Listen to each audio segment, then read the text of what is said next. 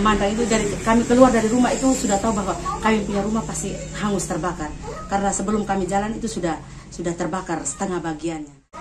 Kejadian ini berawal pada pukul 11.57 waktu Indonesia Tengah, di mana pada saat itu kami semua di isi rumah dalam keadaan tidur.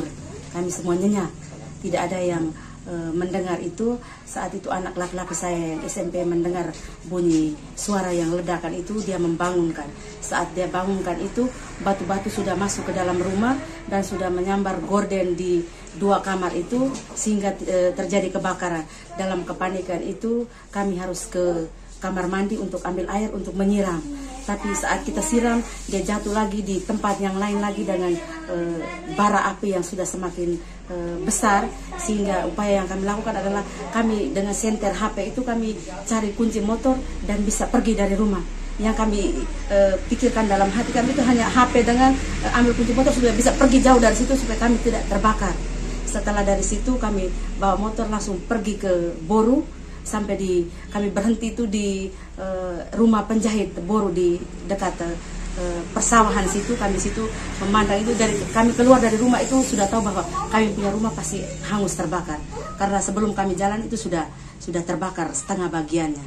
Setelah itu langsung menuju ke Hikom. Besok paginya kembali dan melihat bahwa rumah saya sudah rata tanah. Dari situ kami langsung karena lihat suasana keadaan di Boganatar dengan vulkan ini, abu vulkaniknya yang begitu banyak, sehingga kami sekeluarga memutuskan untuk ke Bokang.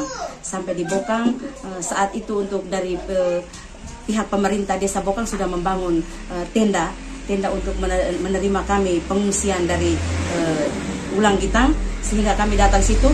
Tapi karena kami jalan hanya berbekalkan pakaian di badan, tidak ada apa-apa untuk kami bawa, sehingga kami memutuskan bahwa cari keluarga yang kami kenal di Bokang itu untuk menjadi tempat penginapan kami.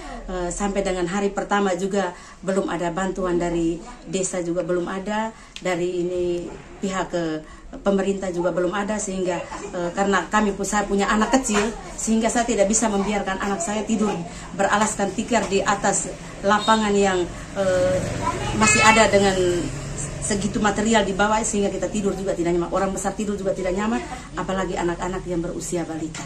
Sehingga tadi malam saat pembagian kasur dari BNPB itu juga kami belum bisa mendapatkannya, dan hari ini dari pihak Kementerian Sosial datang dan sudah bisa memberikan kepuasan tersendiri, walaupun hanya 1 kasur untuk kami berlima, itu juga tidak jadi masalah.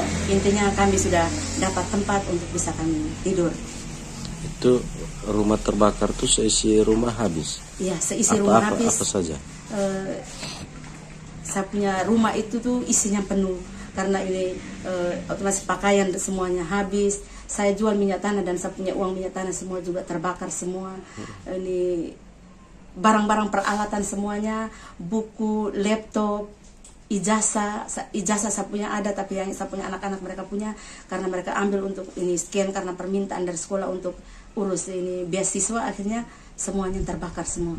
Tapi kemarin dengan mendengar penjelasan dari Ibu Bupati bahwa ini nanti akan diusahakan, mudah-mudahan itu memberikan kebahagiaan untuk saya, bahwa saya juga bisa mendapatkan, saya punya anak-anak punya ijazah. Rumah sudah terbakar, terus selanjutnya mau bagaimana?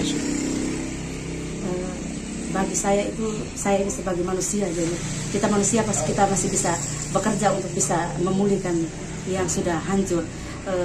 Kemarin juga Bapak dari Kepala BNPB Pusat menyampaikan bahwa mereka akan memberikan bantuan untuk kami. Tapi kita sebagai manusia kita juga menerima itu, tapi kita berusaha supaya bisa kembali pulih. Saya kuat bahwa itu adalah rencana Tuhan, pasti rencana itu juga indah untuk saya nanti.